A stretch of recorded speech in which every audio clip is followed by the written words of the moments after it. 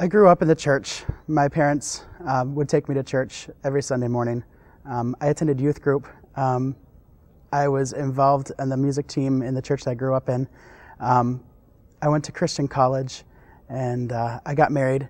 And halfway through college, I decided that we would move to Grand Rapids to be closer to her family. So we moved to Grand Rapids, and I really got to know her family, and they became closer to me than my family. I opened myself up to them. I opened my heart up to them.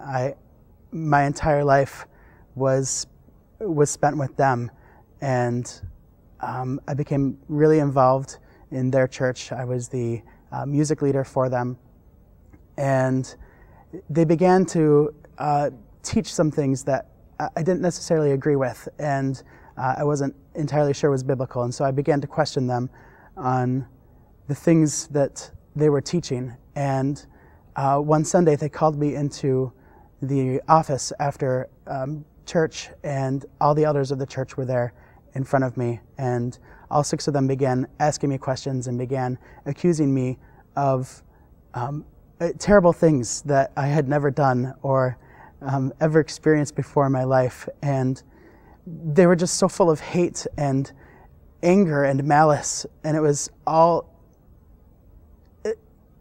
aimed and directed at me. They were accosting me with accusations, and they basically kicked me out of the church, kicked me out of their family, and I ended up getting divorced and looking at God and saying, if this is how your people are going to treat me, and if this is how your people are, I don't want anything to do with them, and I don't want anything to do with you. And I walked away from God at that point in time. It was 4 years ago that I met up with some friends in Chicago, and I had told them what had happened.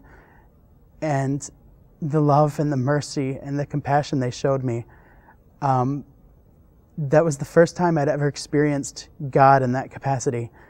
And then finally 2 years ago, one of my good friends from Keystone, East Side, invited me to church, and I went to church and experienced God in the same way that I experienced him in Chicago. And I knew that that was where I was going to find God. And so I made the decision to recommit my life to God. Further on down the road, about 4 or 5 months ago, I was baptized at Keystone. The community there is just so loving and full of grace and full of mercy. And every time I go to church, I experience God in greater ways, and I'm just drawn to him.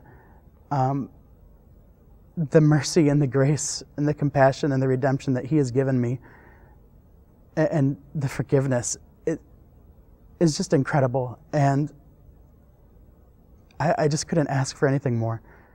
My name is Gareth, and I'm finding my way back to God.